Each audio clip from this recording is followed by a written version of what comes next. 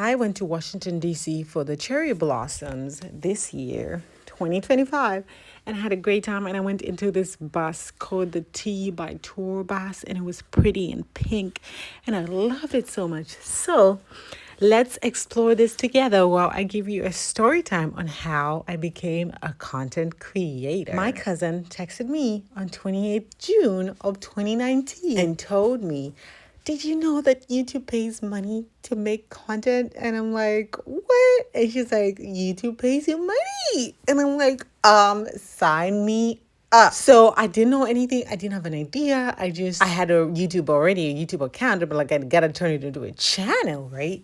I didn't know how to edit videos. I didn't know how to do nothing, but I was like, I gotta figure it out. So the next day, the 29th of June, 2019, I remember this day vividly. I'll never forget it. I made a video of me doing makeup on my little sister, and I posted this video. And guess how many views I had? You are not gonna believe this. Drum roll, please. I got 0. Ooh, I got 0 views. And I'm like, so I text my cousin. I'm like, where's my views? Where's my money at? Like, I made a video and where's my money at? And then she was like, it doesn't work like that. There's so much more to this than just a video. So what she did was add me into a WhatsApp group. And if you're African, you know how much we use WhatsApp groups religiously. WhatsApp is like our main mode of communication. So she added me into this WhatsApp group where there was other content creators who were nervous. What's the word? Nervous like me, new to the business. So we were all like learning together. I met a lot of people in there. I learned how to make thumbnails. I learned how to edit my end screen. I learned how to edit my videos. I learned like a lot of like websites to use and apps to use to edit your videos. I just learned so much. And one of the most amazing things that happened to me in the groups is I made a lot of friends in those groups. I made a lot of friends who are like Africans living all over around the world, and it was like beautiful. And here's a fun fact. I'm no longer friends with any of those people that I met. I'm the problem, it's me. So we got on in making content, trying to do collaborations together, trying to support each other's videos, commenting on each other's pages, trying to watch each other's content to support each other. And it was amazing. It was such a great experience, learning curve, everything. And I loved it. I loved everything that I learned. I learned so much from these groups. We even had counter groups, which is like the same groups, but smaller groups, like only women, only African women, only men, only whatever. But it was so many groups of so many information, so much to learn. It was just beautiful.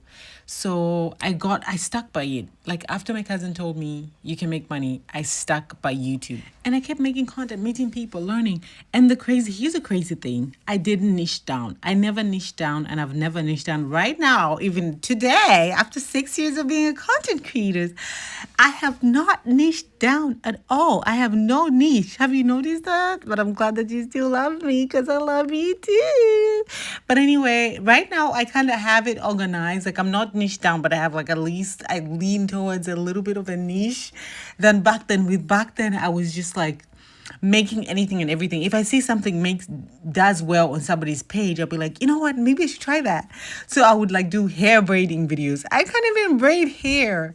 Makeup videos. My makeup is not even that great. Hairstyle videos, travel videos, relationship advice videos, book reviews, singing. I used to sing too. Yo, I've come a long way. I used to sing, yeah. I would like make singing video.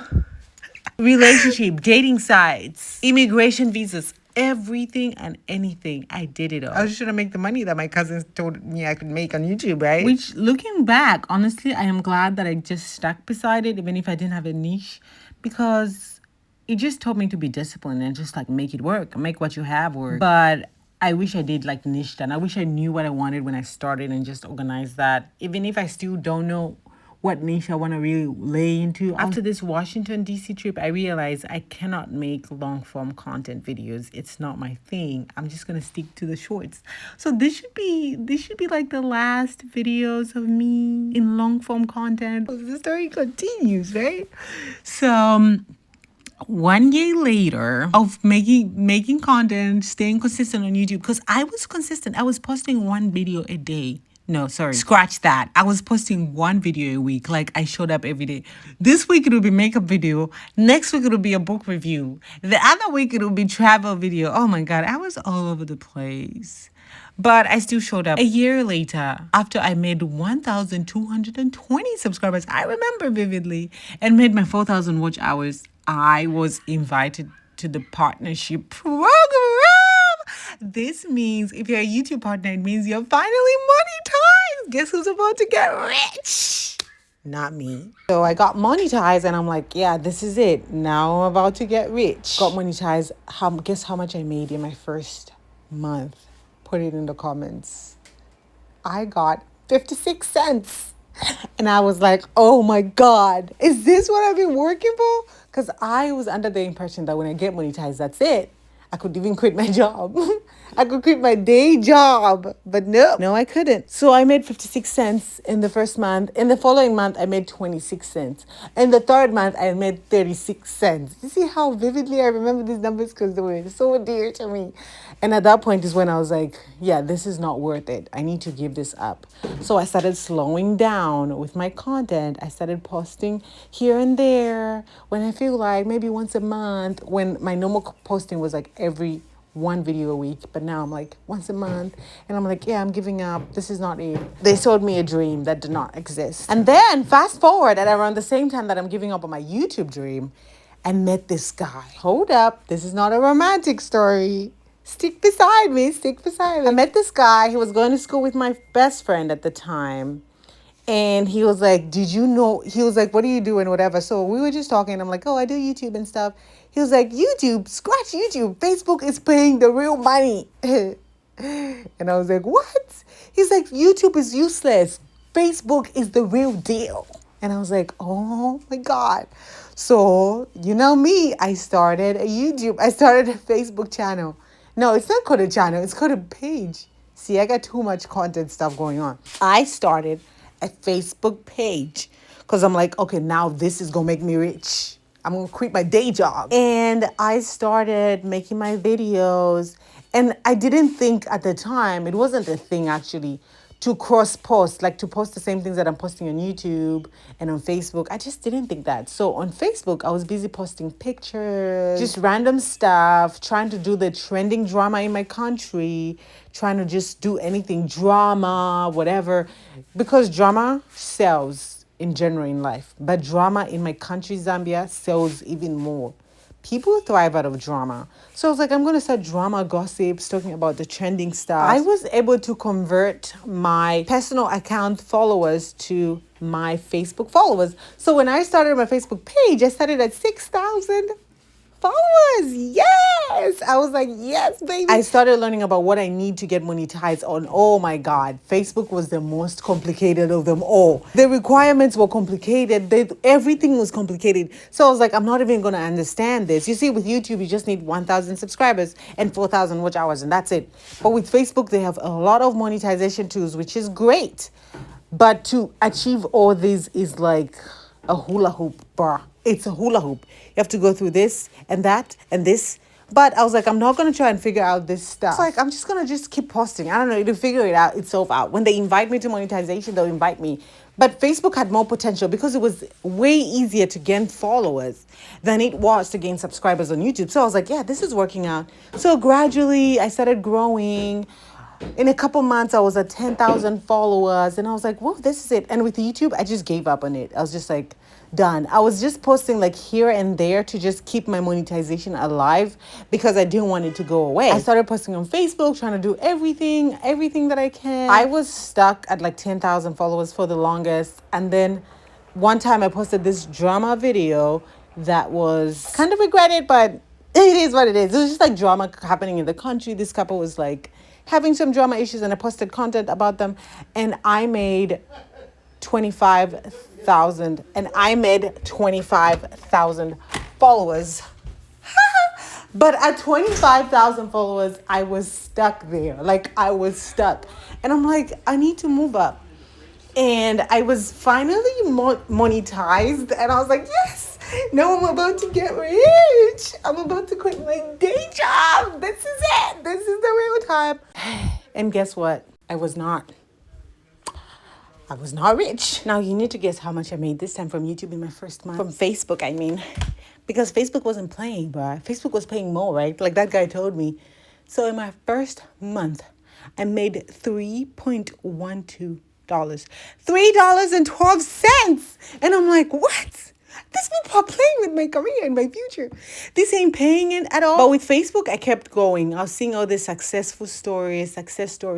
It was easier to gain audience. And I understand the Facebook algorithms. I understand them so well. Like I'm still trying to figure out YouTube and TikTok. But with Facebook, that's my playground. Oh, that's my playground. But anyway, so I still went on. I tried everything with Facebook. I kept going and I was stuck for the longest at 25,000 followers. And I was trying to give up. Now I'm like, what am I going to do? I've tried everything. But I kept going. With YouTube, I just gave up on it. Just posting here and there, but I just gave up on it. Then this one time, there was this video like, what's your name? Do you guys know that video? Tony. F you, Tony. What's your name? See, that video turned my whole life around. That video is one of the best things that ever happened to me. So I jumped on that trend and I made that video screaming on my hotel room, not my hotel room, my apartment window, screaming that audio out. And I got 2.1 million views. And I made, drum rolls, I made $400 from that silly little video. And I gained about 4,000 followers in one night, in 24 hours. And I was like, wow. And then it was from that time that like I just kept going and like life changed. Like my social media presence changed. Right now, I'm telling you right now, I'm at like 1.5 million followers on Facebook. And my YouTube, it's still at 4,000 followers. That's how YouTube has failed me. Facebook worked out. That guy, when he said Facebook is going to pay you better, he didn't lie. He was legit. And YouTube, I'm still trying to figure it out. I haven't given up on it. If you've noticed, I'm posting a video every day because it was my first baby. But that was my genesis into this content creator world. And I grew to love it. I loved it. I love making content. I'm going to be making content even in my retirement. I love it so much. So very much. It's my baby. It's my best friend. So if you've been with me from day one, you've grown with me. I love you so much. If you just came by, you just joined the group, welcome. Welcome to this page. We love you here. But it's been an amazing journey. I've learned so much. There's been a lot of successes and there's been failures.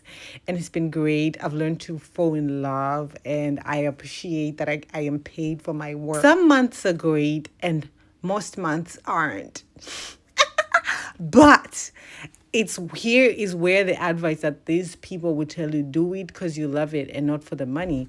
Because if you're doing it like solely for the money, it just becomes so draining. It just becomes so taxing. But if you're doing it because you love it, because I love to make content, I love to show up, I love to make tiny little videos, you gonna get there too. Pretty much it. I love you so much. I hope you enjoyed my little trip to Washington, D.C. And if you're watching this for the first time, you hit the subscribe button. And my lashes are flying, but it is what it is. It's the life of a content creator. Hit the like, subscribe, and share button. And we're going to have more. You're going to watch me keep evolving and keep growing and niching down little by little as I grow with you guys.